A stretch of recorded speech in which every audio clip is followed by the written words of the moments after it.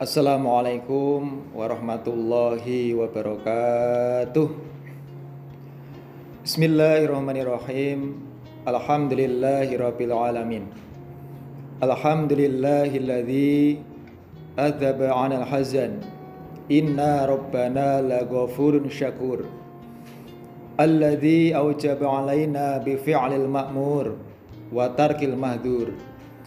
Asyhadu an la ilaha illallah wa asyhadu anna Muhammadar Rasulullah sallallahu alaihi wasallam wa ala alihi wa ashabi amma ba'd. Bapak, Ibu, saudara kaum muslimin muslimat yang dirahmati oleh Allah Subhanahu wa taala.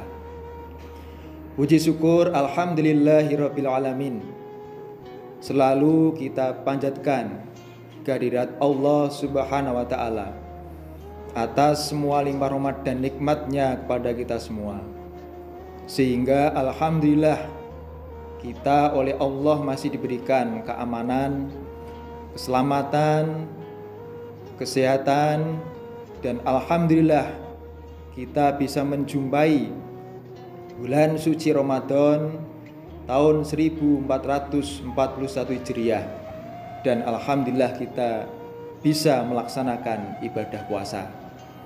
Semoga kita semua selalu berada dalam lindungan dan hidayah dari Allah Subhanahu wa taala. Amin. Bapak, Ibu, saudara kaum muslimin muslimat yang dirahmati oleh Allah. Saat ini kita sedang mendapatkan cobaan, mendapatkan ujian, musibah dari Allah.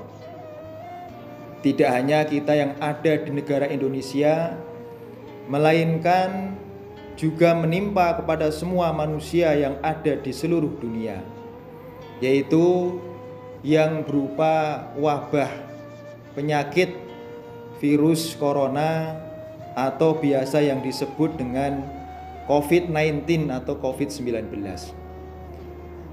Wabah penyakit ini membawa dampak yang sangat besar.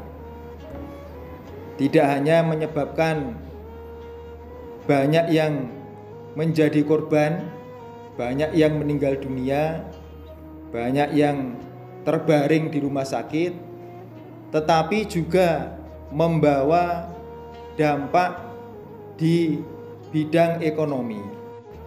Wabah penyakit yang terjadi sekarang ini itu sudah menjadi ketentuan dari Allah, sudah menjadi qadar dari Allah.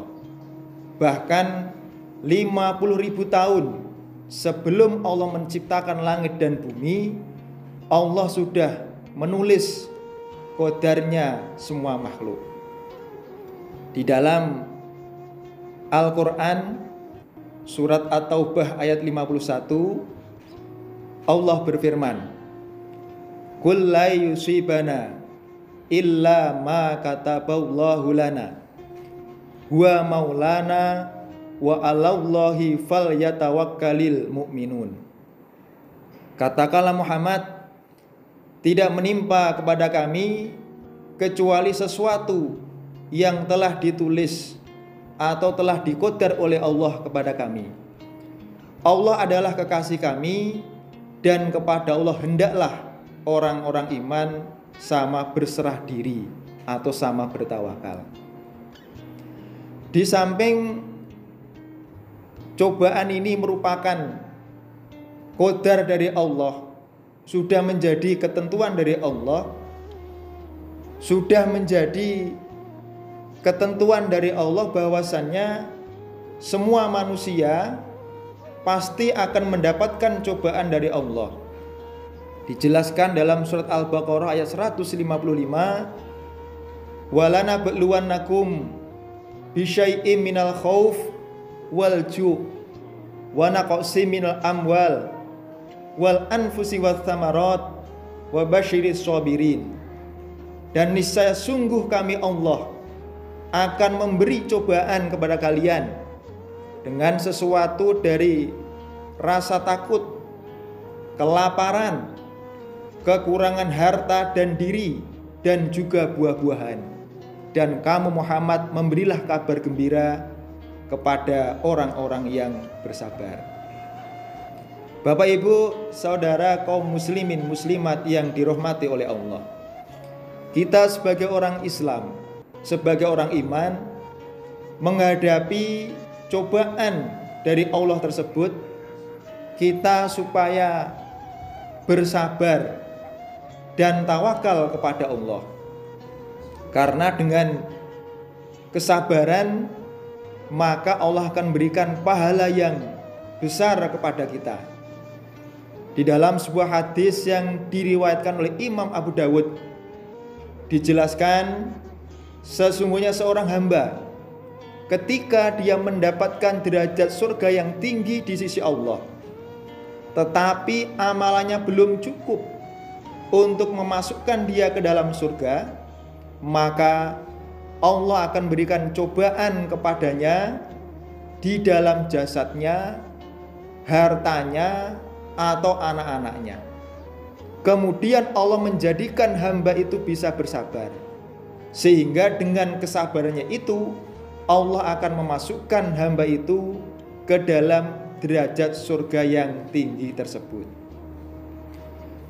Dijelaskan lagi dalam hadis yang diriwayatkan oleh Imam Ibnu Majah, Nabi bersabda, "Idhamul jaza ma'a idhamil bala." Besarnya pembalasan beserta besarnya cobaan.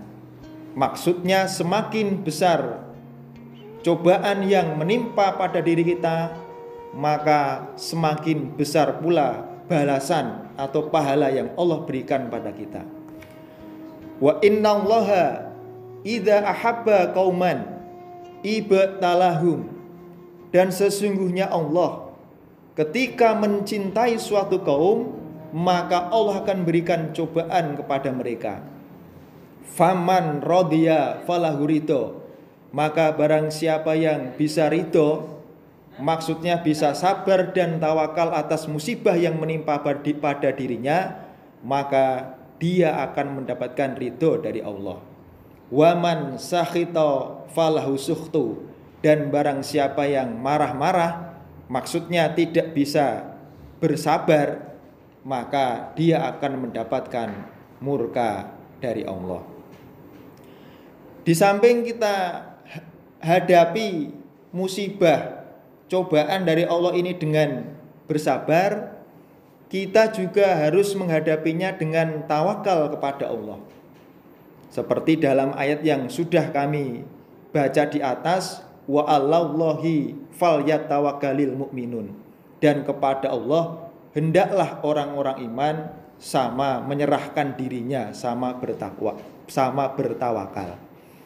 Tawakal di sini maksudnya adalah betul-betul pasrah, menyerahkan dirinya pada Allah, bahwa semua yang terjadi itu sudah menjadi qadar, sudah menjadi ketentuan dari Allah.